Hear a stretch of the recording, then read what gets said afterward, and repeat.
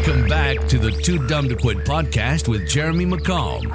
Very talented, god-awful ugly. Hey friends, happy Tuesday. It's the 2Dumb2Quit podcast. It's your old pal Jeremy, and I'm very excited today because I've got a new friend of mine who is already inspired the hell out of me, and I met him through getting into Jiu Jitsu. He's a professor over at Legion Jiu Jitsu here in Nashville. He's a black belt. He is an Army Ranger. He's a Special Forces guy. He's a veteran. He's a badass. He is out inspiring, doing leadership stuff and leadership talks and seminars, writing ebooks. Fuck, man, what don't you do? When are you sleeping? This is Mr. Sean Patton, so welcome, man. Good to have you. Thanks for having me, Jeremy. I'm blushing over here, man. I'm so glad you're here. It's awesome, man. How long have you been in Nashville? So I told people it was like, I've been here for like 12 of the last 14 years, basically. Okay. In like the Middle Tennessee area. Sure. So when I graduated from West Point in 2005, and got my first branch in infantry, and then got my post or unit of choice, which I chose 101st Airborne Division, which is at Fort Campbell. It's about 45 minutes northwest of Nashville. Yeah. And so mainly for the unit, not necessarily the area, honestly. It's just a great unit, and I trained with them before. So then after about a year and a half of training in Georgia, I came there, and so got here in 2006. And I've, in that time then have lived in Clarksville, which is outside the post, right, just north of the post up in Kentucky, because it's right on the Kentucky border. Yeah. And then all the way down to, 5th and Church in the middle of downtown. That's right downtown. In the middle of the madness, and everything in between. So I've kind of lived, and now I live in East Nashville. But yeah, I was in the 101st for 3.5 years. But 14 months of that was in Iraq. So kind of there, not there.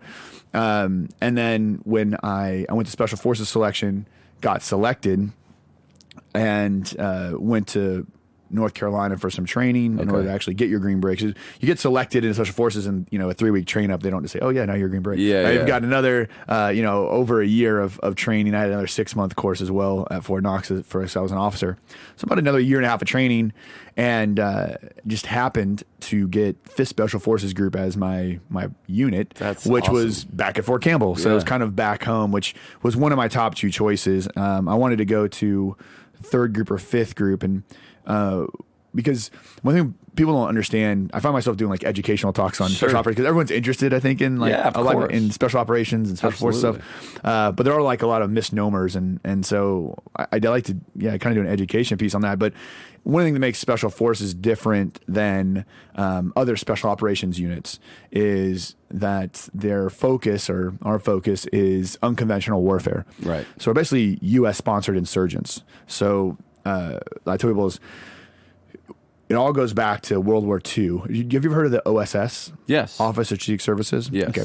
So that's like the foundation of the British SAS and really all special operations units in the world.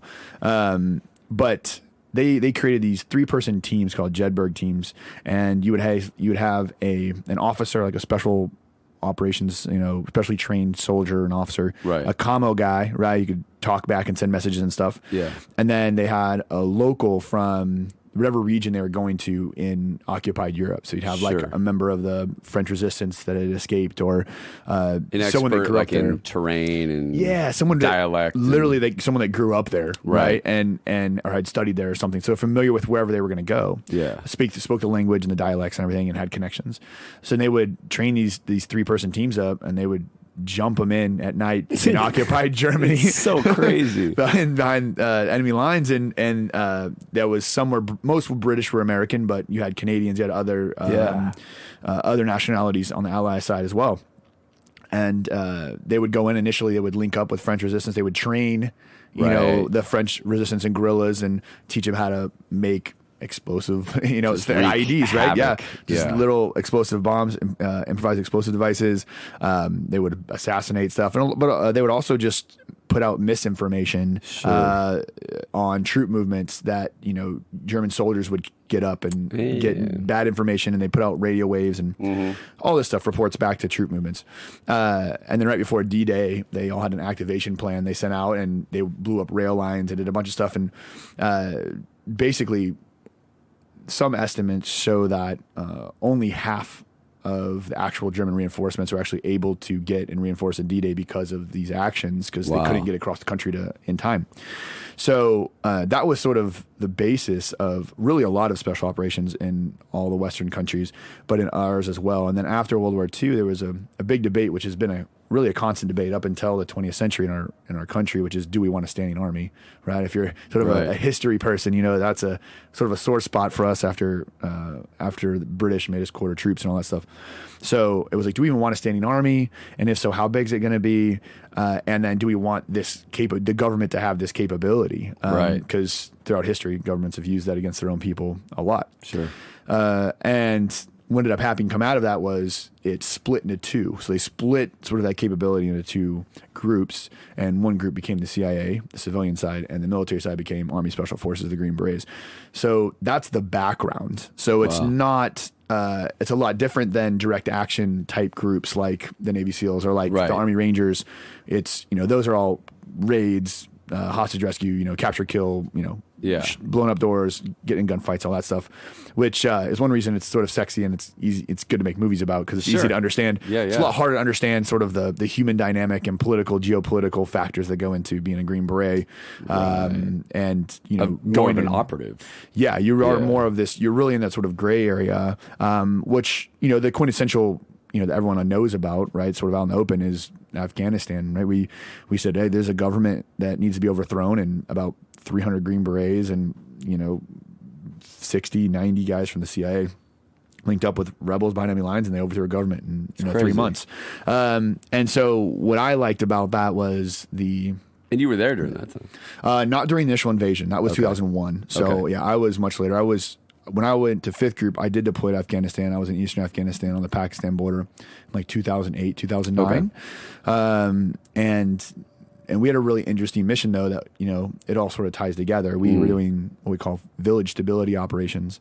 So I was there with a small team of 10 guys, and we had an attachment of like another 9 to 12 fluctuated regular Army soldiers. Yeah. And we operated, and we would went around and sort of lived with the local Afghans in their village and help them sort of stand up little local militias and train them to be able to defend themselves against the Taliban and these other networks, the Connie networks and other groups that came in. Because a lot of those villagers, I mean, they just want to farm, right? It's just like, I just want to live, and whoever's kind of cutting their heads off that day is who they go with, right? I mean, is that an oversimplified version, obviously? Well, no, but I think that's one of the biggest things that I took away from my time overseas in both Iraq and Afghanistan, and then a few other, you know, non-combat deployments, is how you could be in the most dissimilar culture to Americans, you know, and especially even in just in Asia in general. Anyone who's gone there knows that, like the Chinese, Japanese, even those types of groups, which are a lot closer and in the economy and stuff,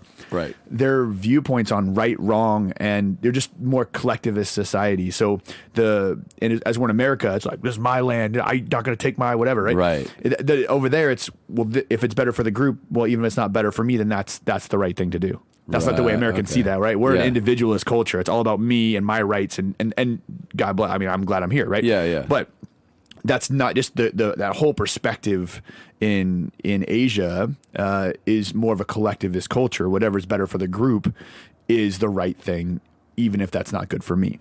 And so you have that, and then you layer in the fact that they're basically living in the 15 or 1600s. Yeah. And then you throw in this sort of militant Islam beliefs and how ingrained in their culture that was. Sure.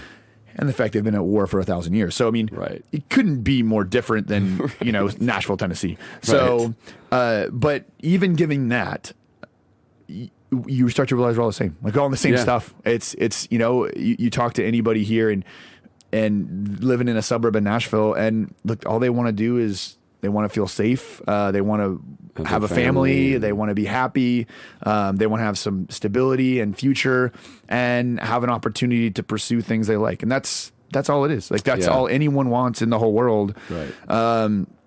And now there's just different ideas about what's the best way to accomplish that. Sure. And competing interests. But that was the biggest thing, because you got to see it, you got past the politics and past the militia and past even the religious stuff. And then when you actually got to sit in these people's houses and have tea with them and eat and play with their kids, and it's you might as well be in Goodlettsville, Tennessee. Right. It's everyone, every human's really the same. And it really brought home to me from an academic perspective, the idea of, I saw in practice Maslow's hierarchy of needs and how you would see that out there, that, right. And I'm not considering quote Maslow's hierarchy of needs, but right at the basis is like security, right? Shelter, food, water. And until people have that, these other things like, safety, or, all the way up to socialization and self-actualization, the top, and all these like high things where we try to, this ego and a sense of self, all that stuff you're trying to accomplish, you can't get there if you don't feel safe to go to sleep at night. And basic human needs. Basic human needs. If those things aren't met, then then the law of the jungle takes over, and that's the other side of it that you get to see in combat, especially in places like that. That people that haven't been to those parts of the world, especially parts of the world like that in conflict, that they take our safety, our security, just so for granted, and they have these ideas, and that's where you get, I think, some of the. Because I find myself politically in the center, but sometimes left and sometimes right.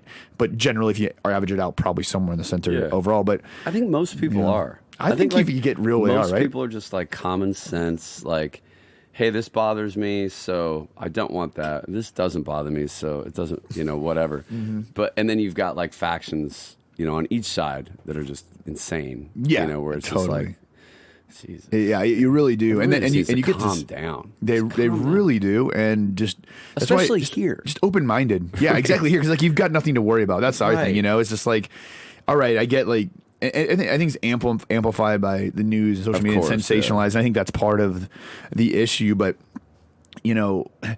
talk about that was one thing. I talk about sort of the leadership stuff and all that. I just did a few talks recently with some different companies, and one thing I talk about all the time is perspective and gratitude, and I actually have slides up of, this is middle class in Afghanistan, right? Yeah. This is middle class in Sudan. Right. This is middle class in America. Right. Like, stop. And yet we've got record numbers of anxiety and depression, all this stress. I'm like, because people don't have the perspective, and they think that every little problem, how many likes they get on an Instagram post is an actual problem. It doesn't matter. It's amazing. And it's just like how, like, you just need to step back, and I think that's the main thing, right? Like, people ask me, what's the biggest thing you got from the military? Because I got all this stuff: perspective, global perspective, appreciation, and what I was getting to is an understanding the true law of nature, and you're starting to see it a little bit with like people freaking out like coronavirus or something like that, but people don't realize that the only reason we have the ability to have civil discussion, disagreements,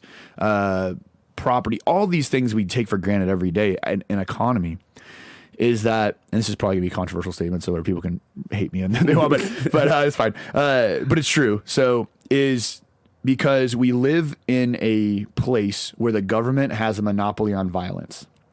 So that's what I learned in terms of that perspective. So what I mean by that, right, is if you're in your house and you could be, maybe you could be pro-gun, anti-gun, doesn't matter, right? Okay, whatever. A guy with a bigger gun than you have in your house shows at your front door. You lock the door, you send the kids away. What happens? You call the police, right? What happens? A policeman shows up. Well, let's say there's actually 3 guys. Well, guess what? The police calls another guy, and he calls a SWAT team and another gang, and it escalates until you've got an F-35 overhead dropping a 2,000-pound bomb on the guys outside your house, right? Like, that's the way it works, right? Martial law, the National Guard shows up, there's tanks at the door. Yeah. Okay. Imagine if that wasn't the case. Right. And that's what those people are living in. That's everywhere else. That's literally like 70% of the world. It is. I got pulled out of a pickup truck in Mexico by a teenager with a machine gun. Out of the front seat of a pickup. I was driving. I had played a benefit down there, and instead of flying out of Guaymas, I decided I've never driven through Mexico. Sounds like a good idea. Let's fucking drive through Mexico. And we drove through, and just in the middle of the desert, there was just like 5 dudes with machine guns that pulled me out, and they were cops, and they wanted $200. Yeah. And they were cops. And so, like, in America, we're all like, okay, these guys, even if we're doing something, you know, like you see those rallies where it's like, even when terrible, like the Westboro Baptist people are out, terrible thing, they protect it because they still protect them. Yeah. Even though they're terrible people, and I have no problem saying that. Yeah, I mean, but it's like there's still a line of protection there. And I was in the middle of the Mexican desert. Those guys shoot me and leave me. Nobody knows where I'm at. Nobody cares. Those guys don't give a shit. No. But we paid them $200 and they let us go. Yeah. And that was the last. I was like, I'm never doing that again. No more Mexican road trips. No, it's not happening.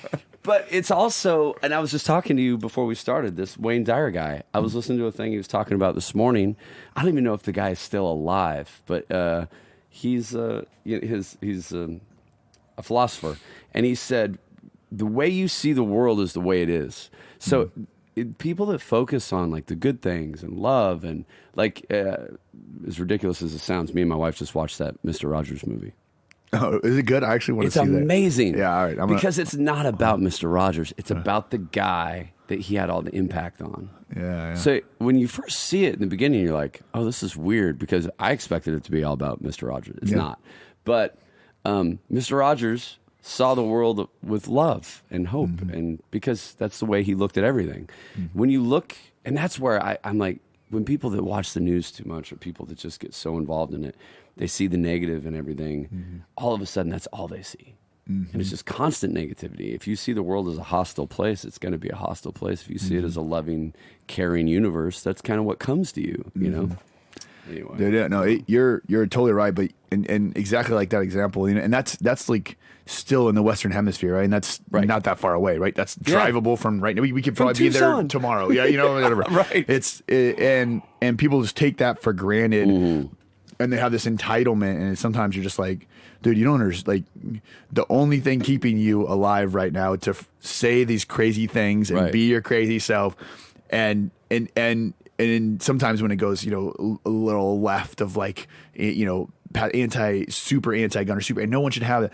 I'm like, you don't realize the fact the only reason you do that is because the government has the biggest gun. Right. And that's the only reason you're safe. And they don't understand. They think that there's some, like the natural law, the natural state of things is peace, and it's not. The natural things is dominance. Yeah. And so in places like Afghanistan and places like places in Mexico where, whoever is able to exert the most violence, and that's who wins. And you see it even in, you know, gang culture in America, right? Where it starts to be seen as not a good or a bad thing. It's just, it's almost respected, right? Like power in gang culture, in mob culture, violence is respected because it's power, because that's the natural order is savagery.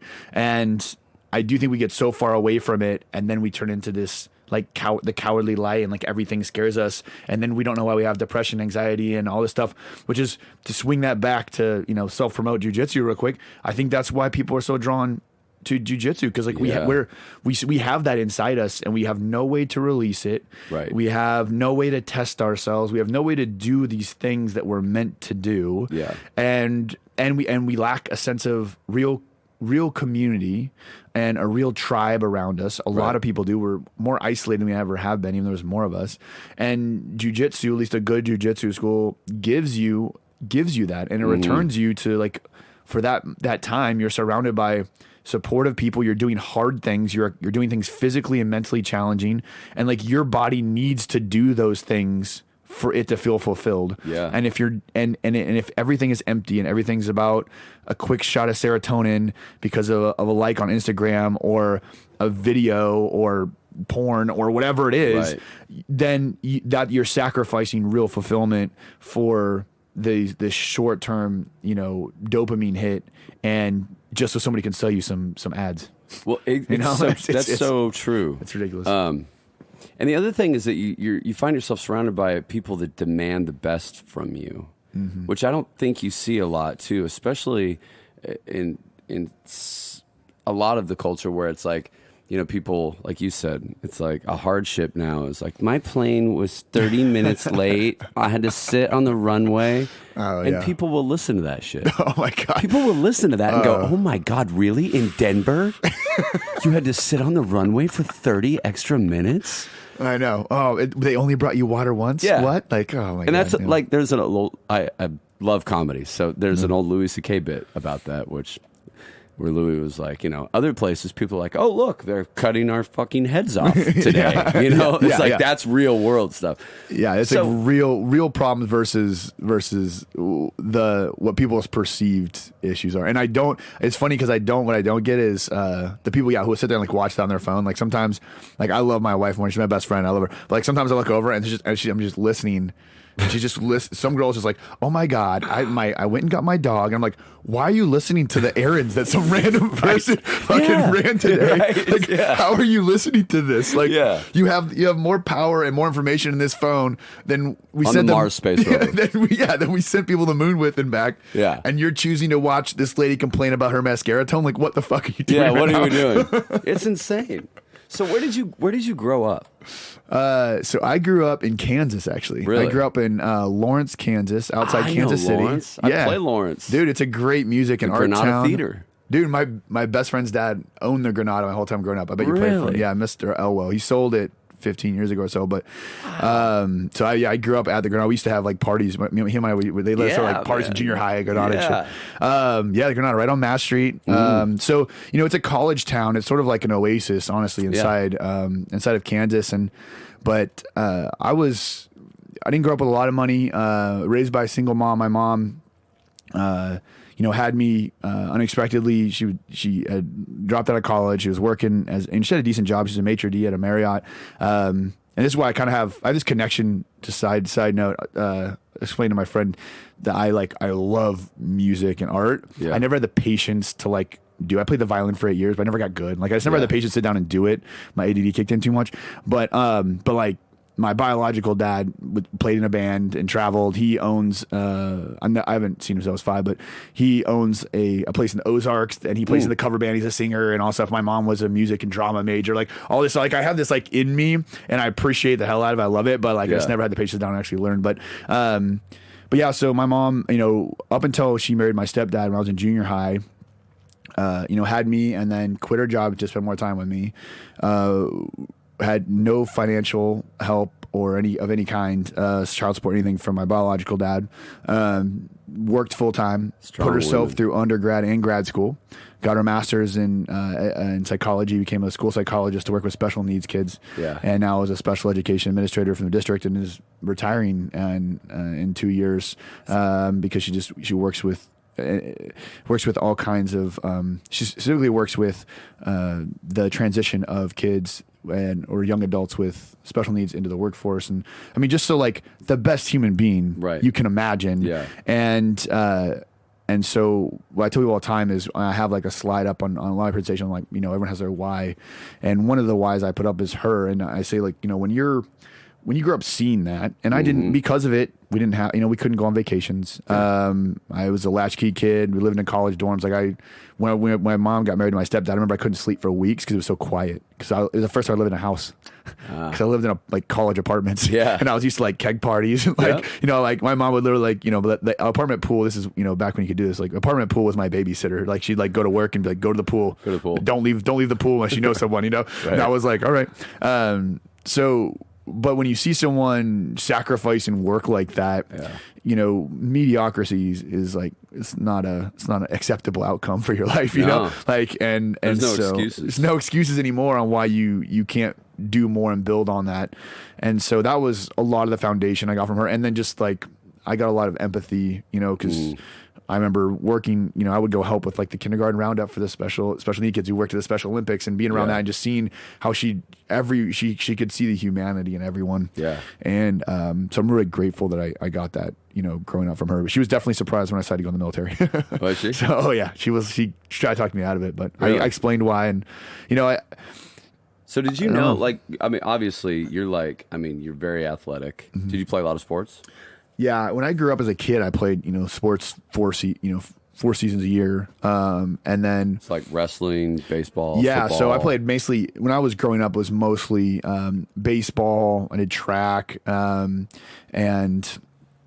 let's see, soccer and all, just a ton of stuff in basketball. And then actually basketball is like kind of my main thing, Really? surprisingly. And then, but I wanted to wrestle when I was younger. I remember like the wrestling club came around school, but it was like $50 a month, and we didn't have the money. And so I was like, hey, sorry. Yeah.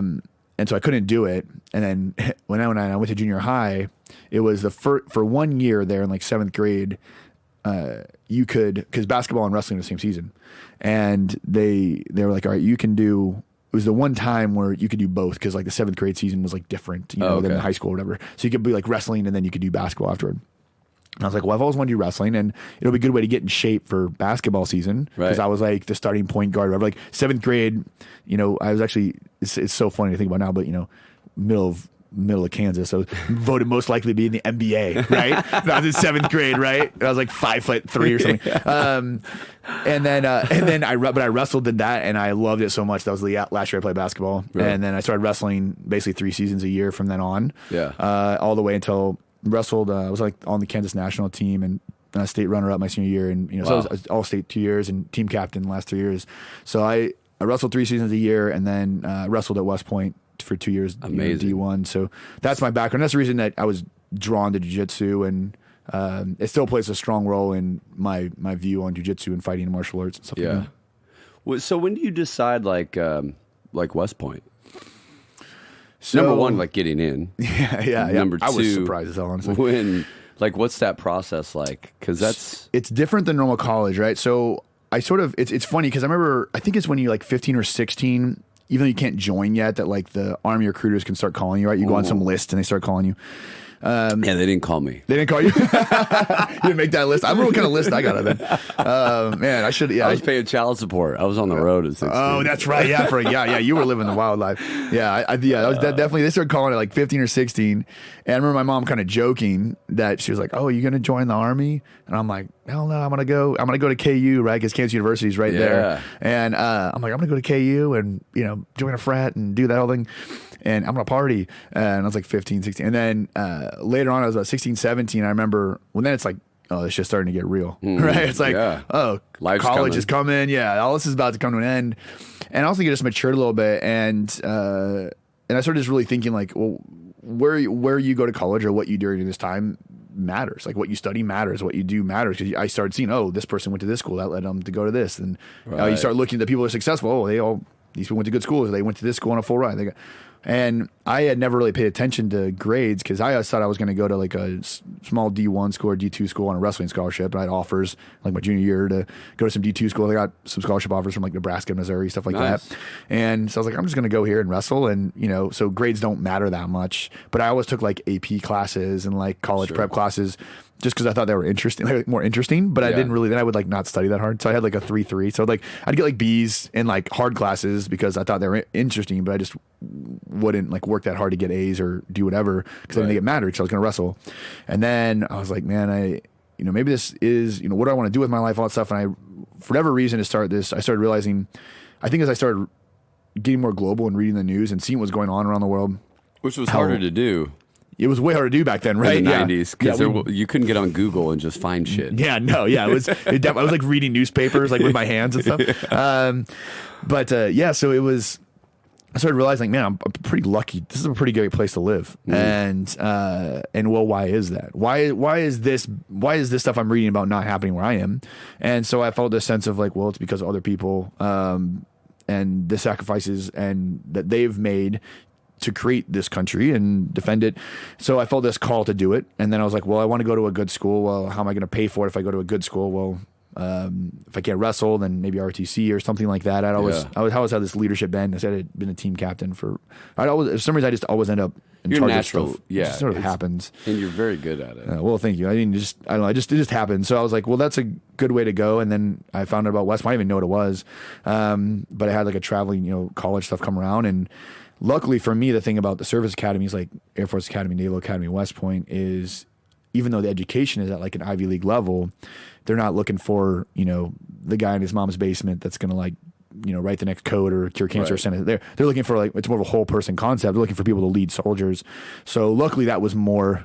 Even though my grades weren't great, they liked the fact I took, AP classes. Yeah. They liked the athletics. They liked the leadership. And, I was an Eagle Scout. I did those other stuff. So I checked a lot of boxes and I said, well, man, I think if I'm going to do this military thing, I need to do a service academy. I applied to all three, but my first choice was West Point.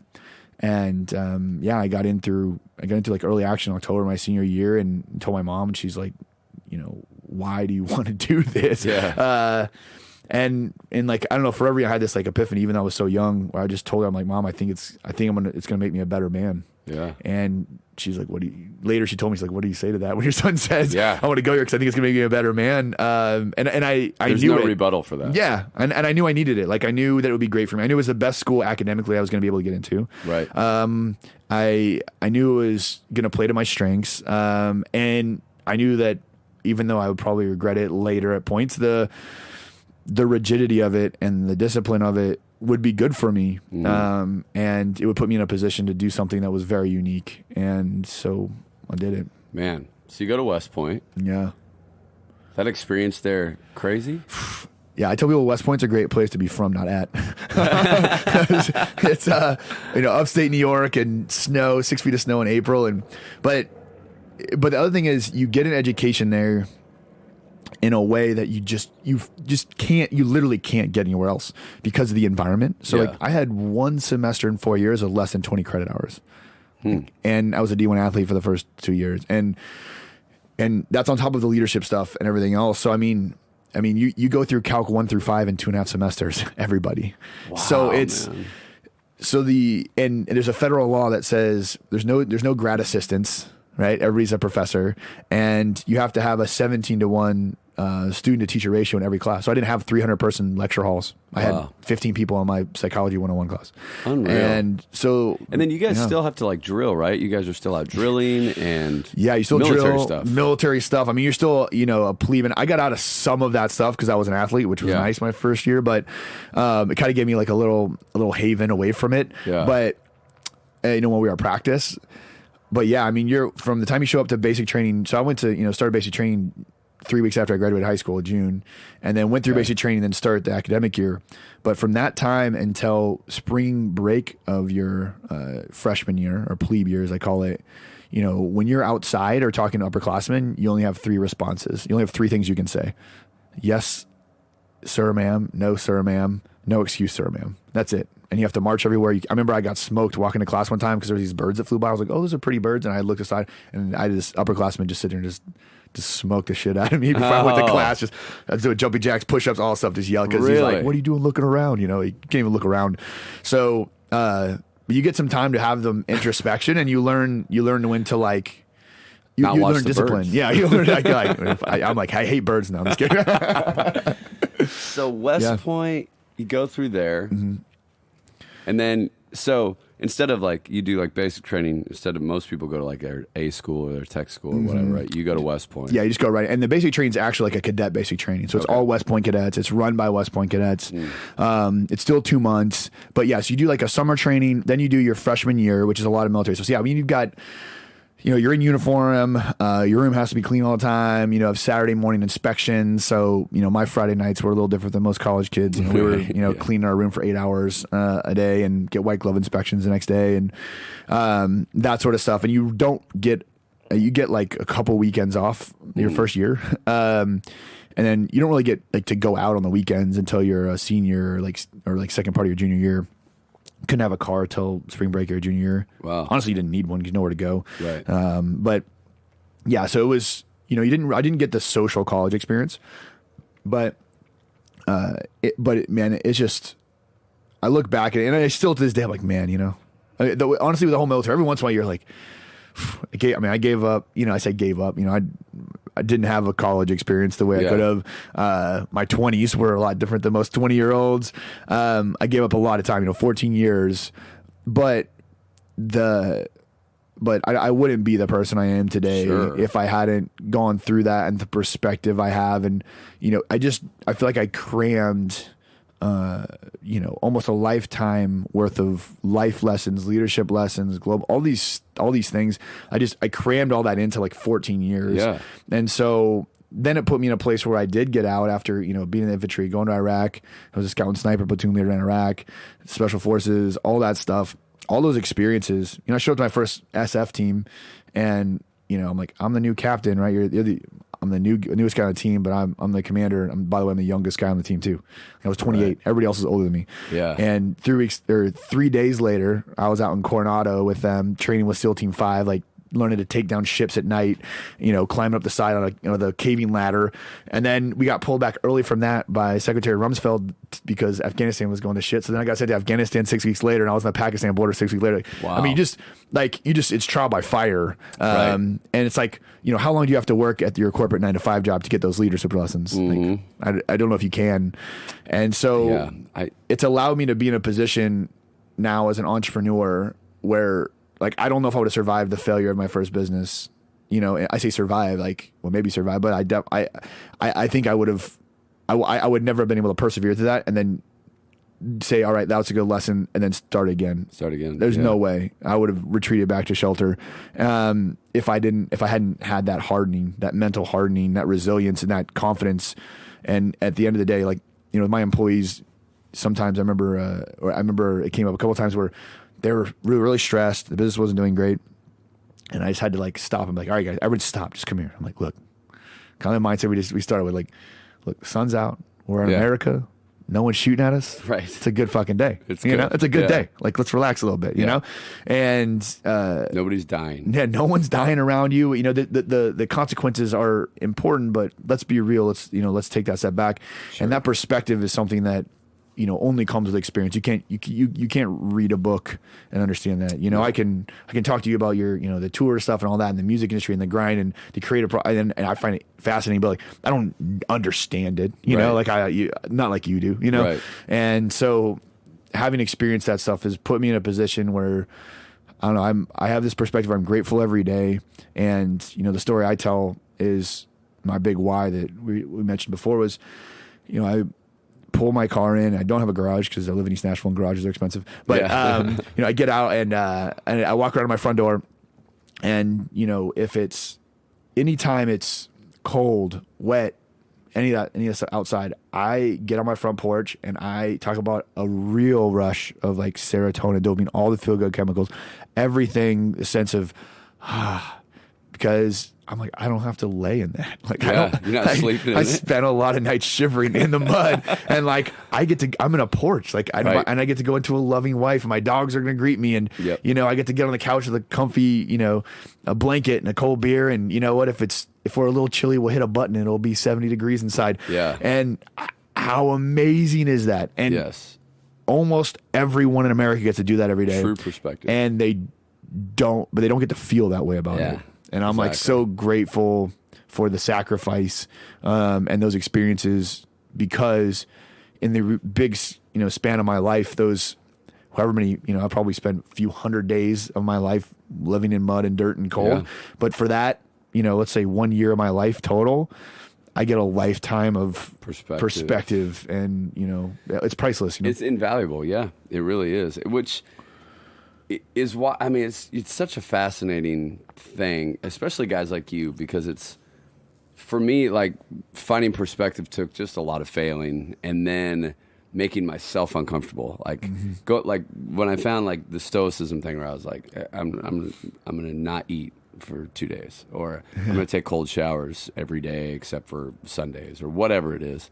And when you guys are being put through that, not on your own accord, defending everyone here. But it's such an interesting path. And then going from West Point to your job, which, what was your, like, so when you go in, because you don't start at Special Forces, obviously. No, especially when I was an officer. So I went to the regular Army, so I was in the infantry. Okay. And so go down to Fort Benning, you do your you do like an infantry officer basic course. Right. So do you come in as a lieutenant? Yeah, second lieutenant. Okay. So there's like 3 ways to become an officer, right? 4. So 3 main ways. You have a service academy, right? So like West Point Naval Academy, Air Force, whatever. And then you have ROTC, and then you have OCS, which is usually like enlisted people that are enlisted, like specialists or privates or somebody that usually has, or a sergeant, officer candidate school. Right. So they're already in the military. Usually they have to have, I could be misquoting, but it's about like 2 years of college basically. Okay. And then they get selected, they go to this school, and then they have to you have to complete, as an active duty officer, you have to complete your bachelor's degree, I think, by the time you become a first lieutenant or a captain. Like, so everyone has a 4-year degree if they're an officer, basically.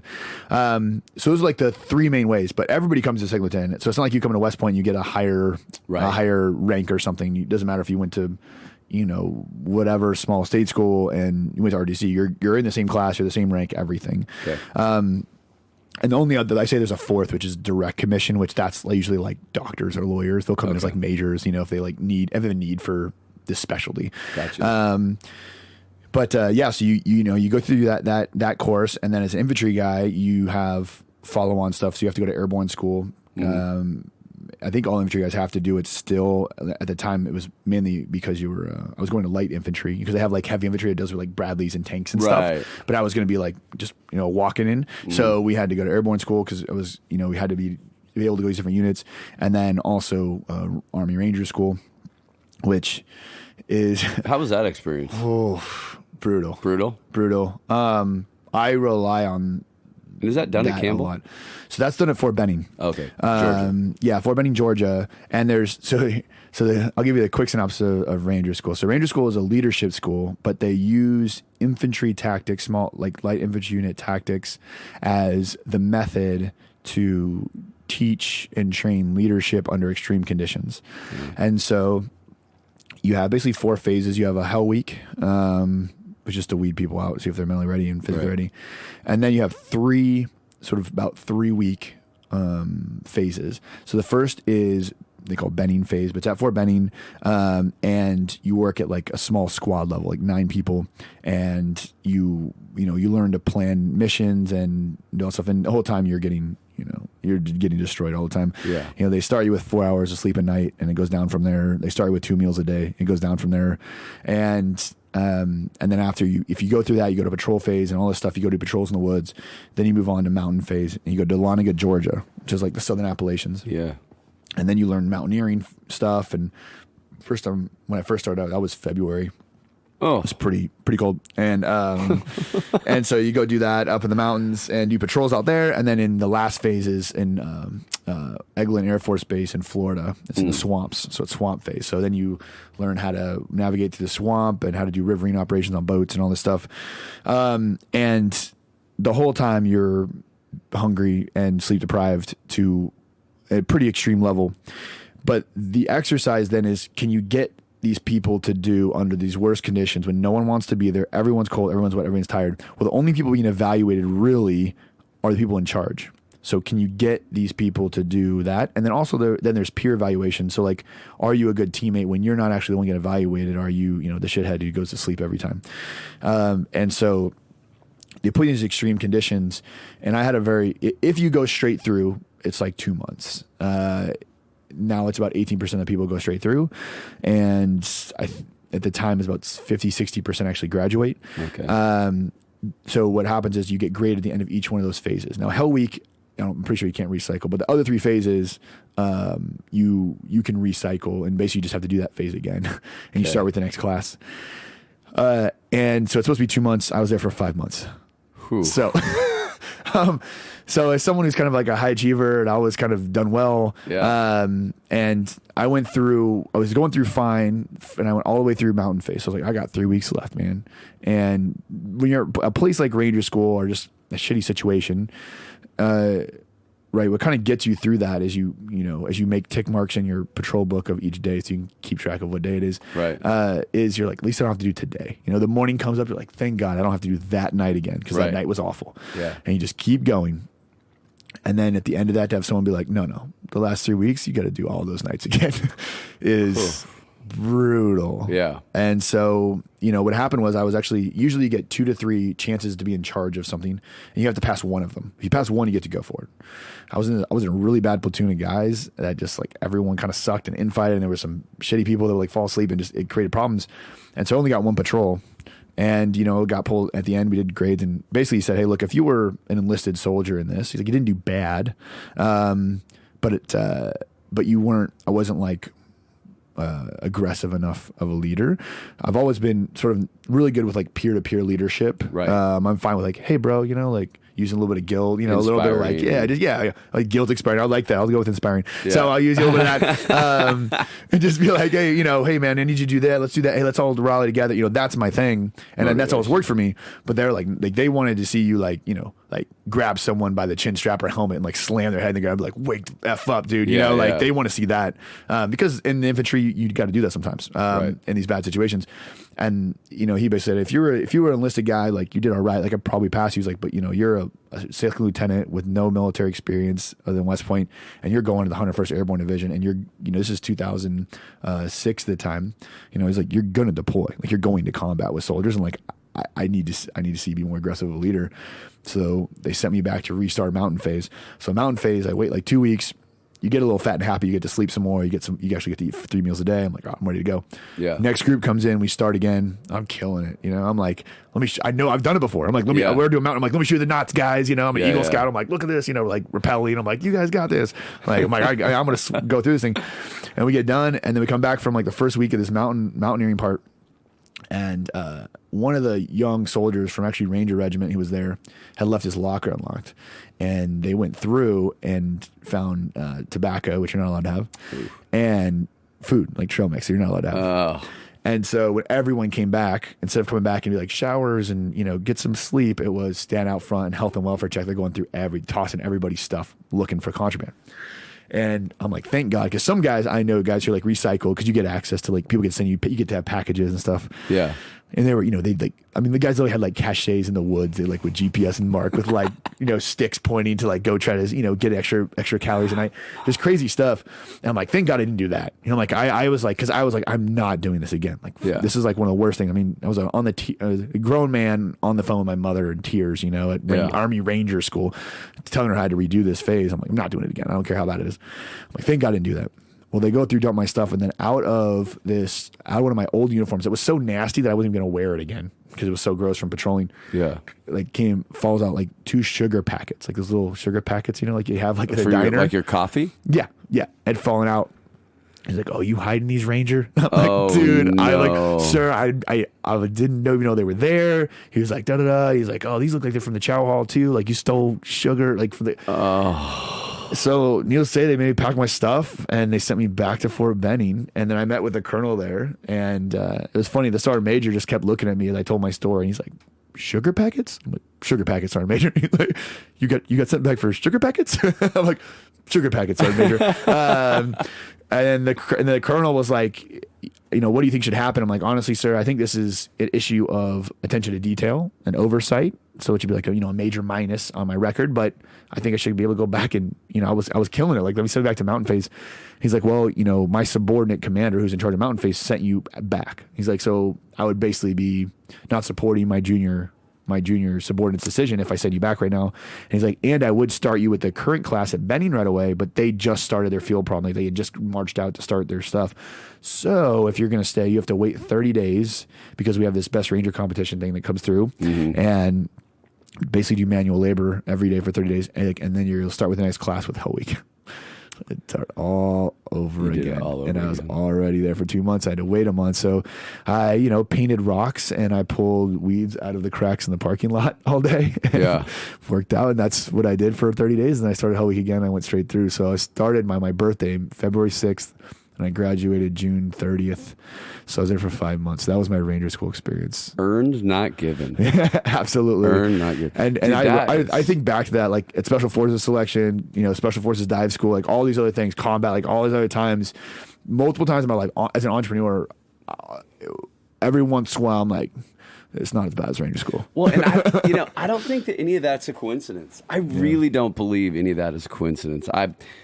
Every hardship that we've had on the road or that we've encountered in our stuff, I'm always like, man, if had I not gone through this, I don't know if I would have gotten through this. You know what I mean? And so to think about all the successes you've had now, all the things that are coming together for you in your civilian life as a business owner and leadership advocate,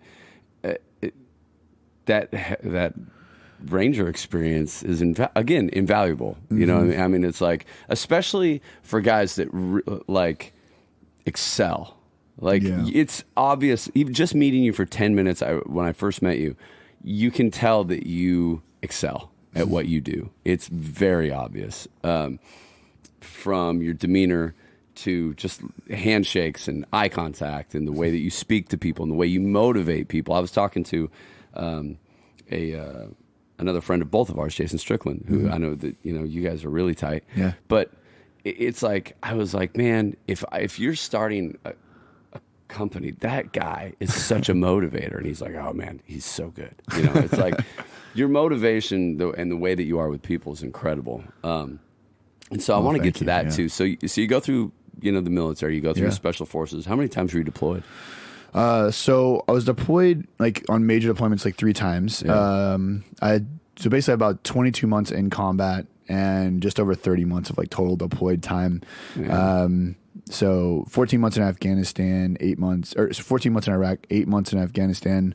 And then a few other little places. I did like 4 months in Lebanon, which was really interesting. We were training the Lebanese Marine Commandos, which is like the Lebanese Navy SEALs. Wow.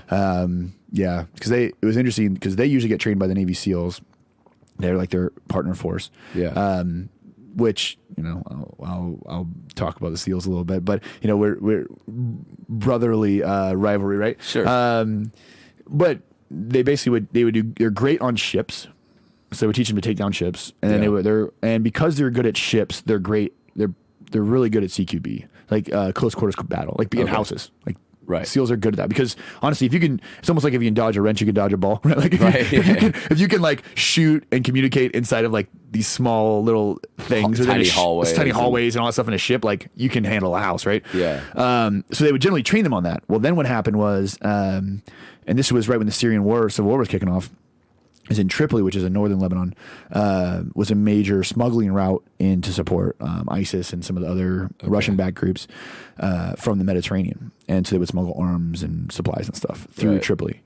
And so Lebanon was trying to go up and stop it. Well, they were like through the urban environment, like through the streets, and they were getting fucked up. Like, really? Yeah, like. This company went up with 120 soldiers in a 4-day weekend and had 80 casualties. Oh, just getting mowed down. And for everything the SEALs are great at, ground warfare is not one of them. Okay. So luckily, the senior operations officer for the Lebanese Marine Commandos had gone through as like an exchange student our special unit tactics. So like our small unit tactics. So like the tactical portion of our Green Beret training. And he's like, we need Green Berets. And so my team was actually the first Green Beret team to go train one of their line companies. And so we took them out to the Bekaa Valley and made them just live in the woods, which they're not used to, and taught them just basic like ambush, reactive contact, basic military infantry stuff. And like one of my proudest accomplishments, honestly, outside of combat, because that went so well that then the regional security officer, who's the senior military attaché in the country, and the ambassador, it went so well that that's still an ongoing thing. So now the Green Berets still are the ones who train them in ground warfare, because their casualty rate decreased by like 90%. Wow. Because we're actually teaching them how to like fight in the open. So yeah, so you get to do cool stuff like that, as not just combat and stuff. Yeah. So when did you get out? Man, it's 5 years this month. Wow, man. Yeah, congrats. Thank you. Yeah, 2015, I got out, and honestly, looking back, I should have like taken a knee for a year, but I'm not really your thing. Yeah, not really my thing. I always like, man, I should have rested last weekend. I didn't, but I was excited, and I always knew I was respected entrepreneurs, and so when I got out. I basically, if you think about it, I had at that point too, I was about to pin major. I'd done all the line time, which is the reason I got out, because I'm like, I've done all the stuff I came in to do. Everything else is going to be a lot of desk job, basically policy work or whatever. And I was like, I basically am working in the best corporate job you could have. Like Right. I was getting paid well. I was getting ready to get promoted, get paid even more. I got full benefits. I can retire in 10 years. I can retire at 42 with full benefits the rest of my life. And I'm working with the best people, because I'd still be in special operations, the best people with an important mission, like all these things. But I don't know. I had gotten to this point where, like, at the end of 5 years, I could have gotten out at my time in infantry, and I had 14 months deployed and all that stuff. But I just knew inside, like, I got more to give. Right. I got more to learn.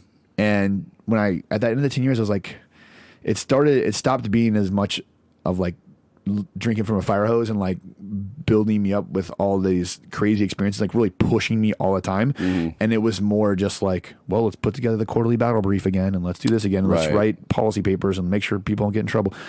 And I think it was gonna be more limiting. And I don't know, I just got to this point where I was like, okay, like, I've done my part. Yeah. I just had this sense inside. I'm like, I can live with this. Like, I can live with what I've done now, and feel like I've done my part and be satisfied. And then and also had this entrepreneur itch of like how excitement of these people that go out with, no safety net and like bet on themselves and just make it happen. And I was like, well, if that's what excites you and that's who like you respect, that effort, like, well, you got to go do it then. Yeah. And I knew that I always knew that leadership, coaching, like, taking these lessons that I had crammed, a lifetime worth of lessons I crammed into 14 years, that I wanted to share that, because I just saw businesses and organizations struggle so much. The leadership was lacking. Everywhere I saw leadership was lacking. Yeah. Like basic shit that, like, as a 24-year-old I learned. Right. I was like, I see these 50-year-old CEOs doing it wrong. Right. And I was like, I want to help that. And it's such a powerful thing, but I didn't want to be the military guy who got out and said, hey, I just led soldiers. Let me teach you how to run your business now. Right. And I'd never done it. And so I said, well, I've got to do two things then. One, if I respect entrepreneurism, then, and also I feel like entrepreneurs and small business owners in the business world are kind of like the special forces guys in the business world, right? They're like the cowboys, guerrilla, like out there on their own, just making things happen in these stressful environments. So I'm like, you're going to start a company and get it in the black and make it profitable, and you're going to get an MBA. So I have a formal education in the business world. I can understand where it all comes from and have a wider breadth of understanding. And so I got my MBA. When I got out, I did a full-time online program with UNC Chapel Hill, which was way harder than I thought it was going to be, but I also got way more out of it than I thought it was going to be. It was a really great program. Yeah. And then I started my first business. I bought a franchise. I raised capital. I raised like more capital than I should have. Honestly, I raised over $500,000 with loans and investments. And I was like, I'm going to start a fitness franchise. Got a sort of hybrid martial arts fitness franchise going. And the idea was, well, if you get a franchise, right, you've got a proven business model, you've got corporate backing. So I was like, cool. I've got, like, someone's going to hand me the play to run this that has been proven to work. I just got to run the play and lead people. I can do that. Not as simple as it sounds, and didn't get the same support. And, it's also I'd be way more hesitant for talk to people about franchising now, knowing what I know, because not just in that company, but I know a lot of other companies where it doesn't go the way that it's sold to people. Sure. And, it's one thing if you buy a McDonald's and put in a corner where there's no McDonald's, like, you're going to be fine. Right. Or like a Subway or something something everybody knows. But if you don't have that kind of brand recognition and establishment, nothing's a guarantee, because really now you're having to, even if people in California know the brand well, people in Nashville don't, that means nothing to people here. Right. So you're really starting from scratch, the same way as if it was your own place. You have to build a brand and educate people yourself. Exactly. And long story short, man, I grinded for years. And we were talking earlier, I had health problems, 22 months in combat, 14 years in the Army, never had a panic attack, never had any of that stuff. I had anxiety. I had full-blown panic attacks. I wake up screaming in the middle of the night. And I was getting this skin condition. The doctors couldn't it was like eating the skin on my back. Like, I was just going, because I'm just hard-headed, and it's a blessing and a curse sometimes. Yeah. And just kept pushing and trying to make it work. And eventually I'm like, dude, this is not going to work. And the hardest part, honestly, is like, don't get me wrong, everybody likes money, like freedom, all that stuff. Sure. But like, if it was just my, I probably would have quit way before. But when you take other people's hard-earned money and they invest in you and they believe in you, to look them in the eye and be like, man, it felt like Ranger School again, right? It felt like, fuck, I failed. And these people counted on me and believed in me. And that was the hardest thing, man. I broke down. And I'm like, all right, so I'll get a little deep now. But anyway, I remember I came home and, this is just the way I think is, I got home. I remember my fiance, or actually my girlfriend at the time, now my wife, Bo. But I remember I came home and I was having one of those panic attacks and I started bawling because I realized it wasn't going to work. And I started crying and I was like, how am I going to change the world if I can't sell fucking gym memberships? Yeah. Like that was my mentality. Because I came in like, I want to change the world. And I'm like, how can I not make a franchise gym work with everything I've done? And it was so disheartening. But, I met with Jason and a couple of partners and I was like, part of what was working with was the martial arts side. And I knew that we've been running that with basically out corporate support anyway. Right. And I was like, and I met another Gabriel, who's our head professor at Legion Jiu Jitsu, and had the same vision. And so they started a company, and I came along with it and helped them get it going, and closed the one gym and got through bankruptcy, lost everything, and learned a lot of hard lessons. Again, cramming a lot of lessons into a few years there, and now 2 years later, Legion Jiu Jitsu is the fastest growing team in the state of Tennessee. We're at 3 locations in over 2 years, and they're all in the black, and we've got a great student base. And so then, end of last year, I kind of was at a place where, like, you know what? Like, I'm not ready to just switch it off and change over the next thing, because Legion's, I'm going to keep being a part of Legion. I'm going to keep teaching. I'm the director of operations. I'm going to keep doing that stuff. But it was at a place where we're out of the startup phase where, like, I'm like, all right, Sean, like, you don't need to be like inventorying geese and cleaning the urinals every day, right? Like, you could probably find someone to do that, Right. And so as we grew, and I said, well, now's the time to do that leadership stuff. The stuff I knew that's what I wanted to get. But like you said, this stuff needed to happen, and I needed to learn those lessons, and I needed to do it myself. I needed to go down the hard road, like you did, go actually live it, to be at a place where not just like to have it on your resume, because who gives a shit, but like the skill sets that I have now and my understanding of business, because I've ran a business, I've been the CEO, I worked some other startups as well, and I've done everything, and I've been the salesman on the ground, I've been beating the streets with flyers in my hands, talking to people, so I feel like I'm in a good place to start that. And I launched, Sean Patton Presents end of last year, and the response has been really good. And I'm still finding, with anything new, kind of finding your voice, and you have what you want to do and you have what like the market is ready for. Sure. And so I'm still refining that, because, sometimes I come in a little heady, like you said. I'm a little like, we're going to change the world and the mindset, you're going to be blah, blah, and be like, whoa, pump the brakes. We just want to increase our revenue by 3%. Right. Okay, right. Right. So you have to like pump the brakes and come down to like some stuff. But, I put together like this leadership workshop where I teach mindset, and I try to take it from special forces, but make it adaptable to the person who's trying to be their best, right, and leadership. And as long as I'm with, working with motivated people who want to make a difference and want to be their best selves, like that's like my clientele. Like if you're that type of person, like, man, I got you. And I've been blessed to find some people that want to do that. And I teach them some of the leadership lessons. I teach them some tactics and tips and stuff that I learned in combat, like effective communication, mindset, all these different principles, and then I teach them how to lead a team through planning. And then we actually do like a little military exercise. Yeah. So it gets them completely out of their comfort zone. Sure. And it puts them in different roles. And they get to try that, and they do a little ambush with Nerf guns, and they learn things about, applying stuff, and you see that sort of failure curve in something new happen really fast. Right. And you start like, oh man, what if we applied this to what we do every day? Right. And so yeah, it's I'm just really excited about it. It's a new chapter, and I've got the Legion Jiu Jitsu, and that is like my backbone and my people, right? You talk about like, it's my community, and I've got this great tribe of people that I get to work with, and I get to train in something I'm really passionate about. Jiu Jitsu is always going to be a part of my life, and what I do, I'm hoping I'm doing it until they put me down on the ground, and teaching it, and I love it, and I love seeing what it gives people. And then now to be able to sort of start to work with leaders who have these hard challenges, and they're put in these situations now where they've got, $1 million budgets, and they've got these big organizations and teams, but no one sat down and actually trained them. They didn't have Ranger School. They didn't have these other things, and business school gives you knowledge, but it doesn't teach you how to lead anything. Right. And so and I just see that as such a need. And, you know, what drives me is that I look at the world like we talk about, and I see seeing the potential in everyone.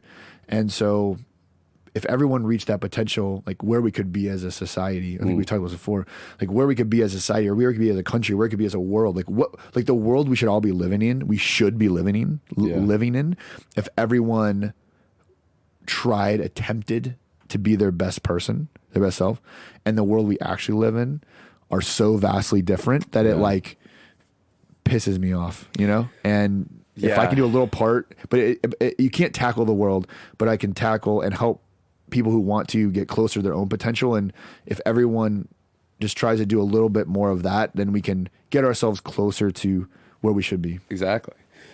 There's a thing of, are you contributing, or are you just finding something to fucking do with your time?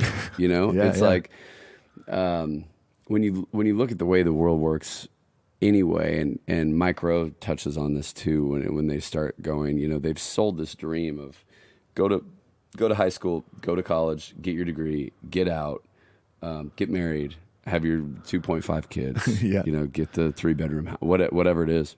But like this kind of this lie of shit where you need college, you need, you know, now look, if you want to be a doctor, you absolutely need college. Engineer, whatever. Yeah. If you're going to be a photographer, you need to go take 1 million pictures and figure out your weak points, and then go take a class specified for the weak point. Like, I'm really good with people, but I suck at nature light. Like, I suck at light. Okay, well, go take a class on the lighting aspect of it to improve your game, you know? And I think it's something, too, where there's people that have made the mistakes, have failed at something, quit trying, where it's like, you're not your failure. You know, Sean is not the failure of the last gym. Sean is the sum of all of these things that have come together and to get you where you're at now. And so it's like, you're not who you were last week. You're not who you were last year. You're not your last failure. You're not your last stumbling block, you know, which I always go back to the obstacle is the way, you know, what is in the way of your procession is the way that you get there, you know, by the struggle is the best part of it. Everybody I know in the music business, all we talk about when we get together is when we were sleeping on fucking floors. Right. Yeah. They don't talk about like the badass house in Brentwood anymore, right? Yeah. Everybody's in a bus. But it was like, man, do you remember? Man, remember we stayed in that place that had been half burned down? And you're just like, I mean, and you hear it from guys in combat too, where it's like, man, remember that night, you know, sleeping in the dirt and fucking mud, we were shivering our ass off. And those are that character building thing. And it's the same for people that start these businesses that become these giant things, when it's like you hear Bill Gates talking about the garage. And, you know, I've got a friend who started an upholstery business. They've got like 45 employees now, and it's kicking ass. But it was just her. It was just her in a living room sewing shit. Yeah. And so who do you like? Are there things that you follow, philosophies? Are you a big reader? Are there certain people that you look at on? Because the other thing too is everybody likes to shake the pom poms, but there are fucking hard days. There are really hard days of. I see my wife go through it. I've gone through it 1 million times. When there are things outside of your control, you know, sometimes you just can't get the gym memberships. And it's fucking, you've done all you can do, you just can't get it. Yeah. You know, how many auditions can an actor go to of just doors getting slammed in their face before? It's like, you have to find, and we talk about a lot at home, is like, you have to make the work the payoff. You can't make the big payoff the payoff. Or it's like, when this hits $1 million, or when I get this role, or when this franchise works, it's like, I just got to put the work in, know I did my best, and be able to. That's what I love about jiu-jitsu, because it's like, as long as you do your best out there, you're not losing. Yeah, you can't. And you know, I think it goes back honestly to that false narrative that you were talking about earlier, is because it's really sad, because I see people, and I know you know these people too, right? It's like, oh well, you know, I'm not really happy with what I'm doing right now, or I'm not really happy with my work, or I'm not really happy with this, or I'm not like working out like I should be, or I'm not eating like I should. But Dude. when I get that promotion, Yeah, hey, when I hit, when I get 1,000 subscribers, when I get that one single, like it's all going to change. Right. Like, whatever. And then you get hit by a fucking car. and it's over. Or what, honestly, I won't say more sad, but what happens more often, but I think is what really happens is then you get there and you realize you're still not happy. Yeah. And you're like, fuck, dude, I didn't enjoy it at all.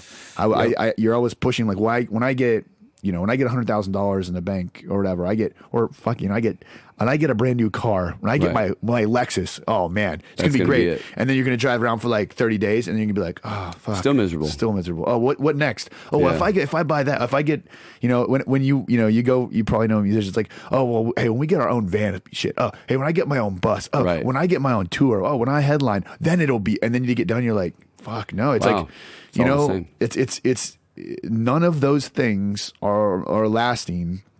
And there's a difference between happy and fulfilled. Yes. And you should be shooting for fulfillment because happiness is fleeting. Like a David Goggins, right? Like motivation shit. Like motivation's fleeting. You're not always gonna feel like training every day. You're not gonna always feel like writing. You're not always gonna feel like but it's about like putting your feet on the floor, though. But yeah, but doing it and feeling fulfilled, knowing that what you're doing matters in the doing. Right. And you're going for your purpose. And so many people, I feel like, shove down.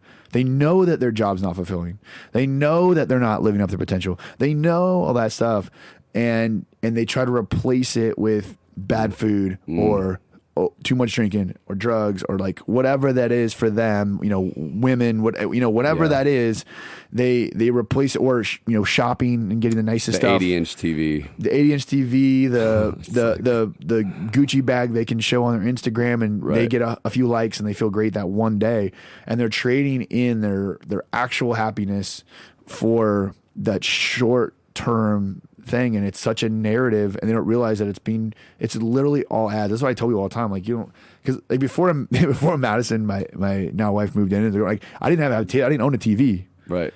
I was a conscious decision. Like, what the fuck do I need? If I have a TV, like I have a phone, like if I want to watch stuff or if I want to watch YouTube, and like I would literally watch like TED Talks on my laptop when I ate dinner, and like, because like, why? I'm gonna watch some mindless entertainment so that someone can sell me like ED pills or something. Like what am I doing? Like that's the only reason the show's on TV. Let's be honest.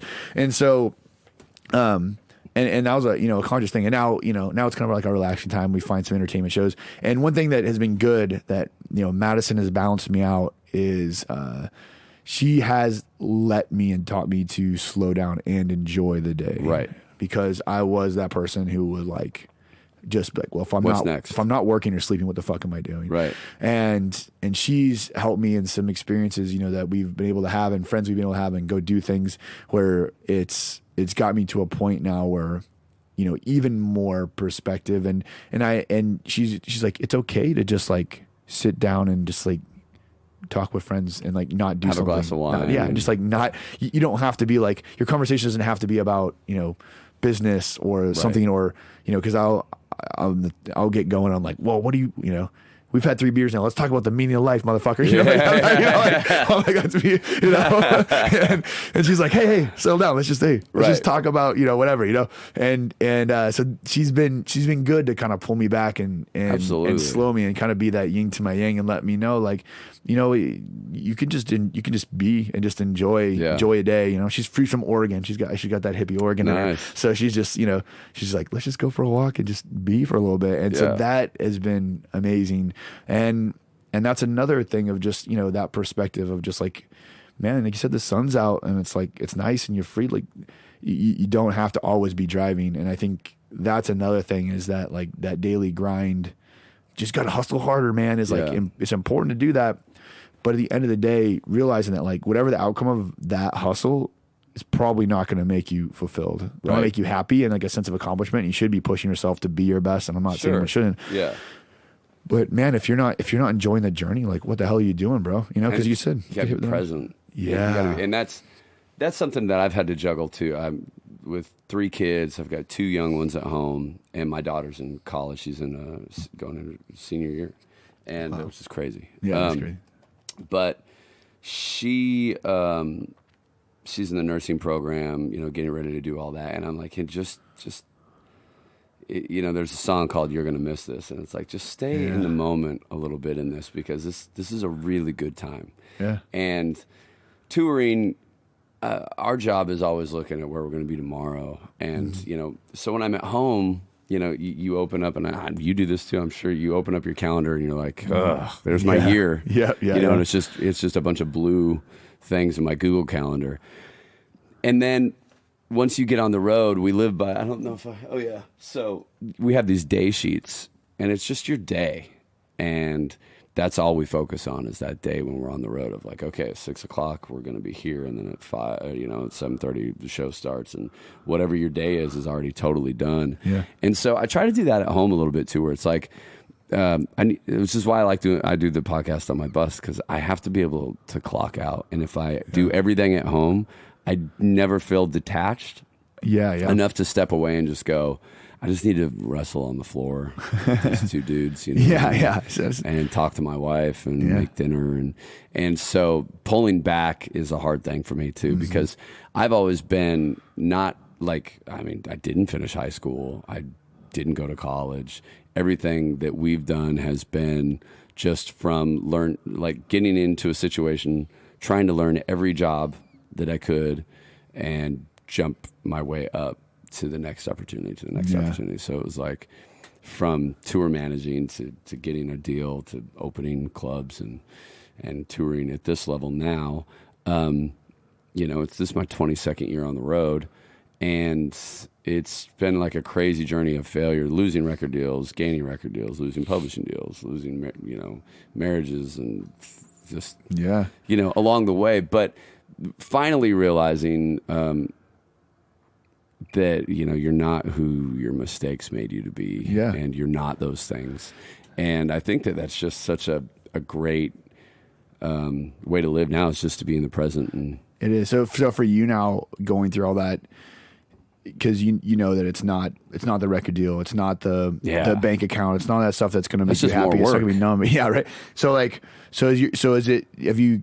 Coming back to like it's the music now, or is it the touring? Is it the experience for you? Is it the music? Is it the creative part that's really fulfilling? Creating and the connection with the audience. Because there's days where like anything, you get up and you're like, all right, show's at 8, and you're just like, man, I don't want to play today, or I don't want to train today, or I don't want to go to work today, or whatever. But once you're able to like just live presently and creating, right now I'm in the studio creating this new record, and that's the most fun in the world for me because it's just mine right now. Right. When it comes out, it doesn't belong to me anymore. It belongs to everybody else. So you put it out there, and it now becomes people who either like it, don't like it, react to it, don't react to it, whatever it is. And I've just learned that at that point, it no longer belongs to me, and I totally forget about it. I play it every night, on the road for 2 years, like I have to. And because I want to, and I love the connection. But my mind, as soon as this record is over, is the next record. Yeah, and it's like, creative okay, process, let's start expressing yourself. Start looking at things that are inspiring me now, but creating is the best. Like, especially right now, because we're into something that I'm very excited about, and I think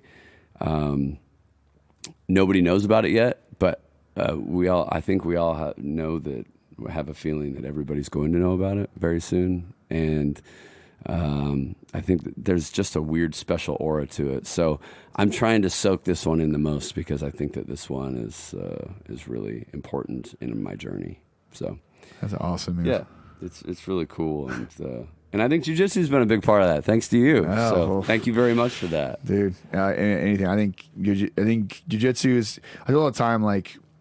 Everyone should do it. So like I find myself like trying to stop from saying that because I don't everyone needs to. But if you're not gonna do but you need to be doing something challenging and hard and creative. Like so maybe that's rock climbing, or maybe it's I don't even know. Maybe you're gonna do an Ironman, or like maybe you're gonna you don't have to be the best. It's not about your times. Right. It's not about but you need to be getting outside your comfort zone, and you need to be doing something physical, and it needs to be challenging, and you need to be learning and having that sense of accomplishment. Like if you're not doing that in your life, I mean, I don't know a single person that doesn't have something like that in their life that I can say is like, oh yeah, the person, like they're truly fulfilled, or they're truly happy, or they're truly content. Yeah. Like I don't know a single person that's not doing something, that doesn't have something like that in their life, or or maybe they're playing music really hard, like they're a musician or they're an artist or something, but like they're all into, like, if I don't know a single person that does it, that I don't know a single person that doesn't have that in their life that I can say I know is happy or content. Yeah.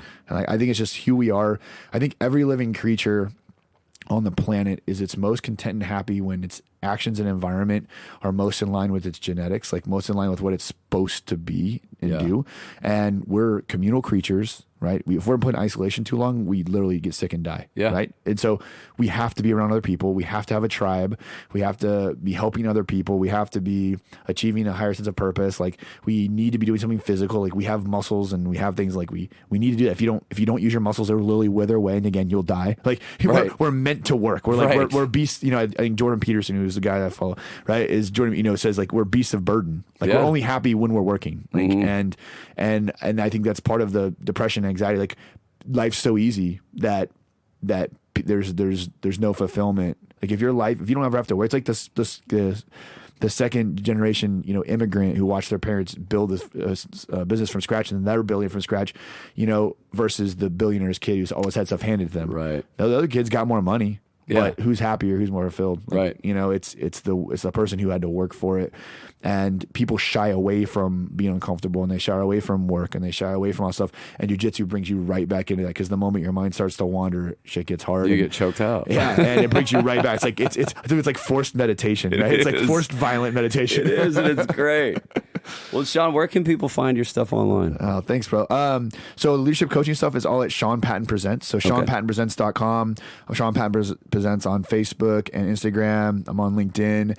And, right now, I'm booking anyone who's interested in, either coaching or speaking or these workshops. If you've got a team of people that you think they can get more out of, they would benefit from some of this perspective and some training, I'd love to just have a conversation and see if I might be able to help. Dude, thank you so much for popping on. Make sure everybody goes checks out LegionBJJ.com. Is that LegionJJ.com. LegionJJ. Yeah, and we have a YouTube channel we're putting a bunch of stuff. So if you are into jiu-jitsu, and we do jiu-jitsu videos, MMA videos, and then also strength and conditioning videos and stuff like that. So, and if you're in the Nashville area and you do train or interested, or if you're just stopping through, we get drop-ins all the time. Just just come drop a line, come train with us, come let Jeremy choke you out. We'll get after it, dude. I'm not joking anybody.